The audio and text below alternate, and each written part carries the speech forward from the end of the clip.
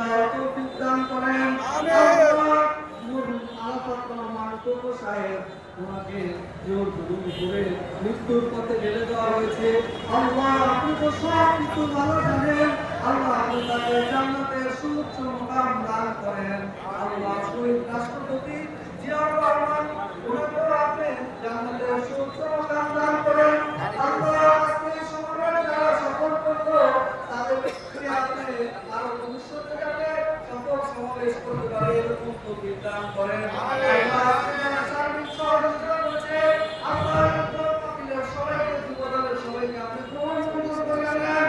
আল্লাহ আপনি আমাদের সর্বকালীন সবাইকে আল্লাহ হানিসের কালার হিসাবে মুসলিমকে কবুল করেন। আল্লাহ তাআলা আলা খায়রি খালকি মুহাম্মাদ ওয়া আলা আলিহি ওয়া আসহাবিহি আজমাইন।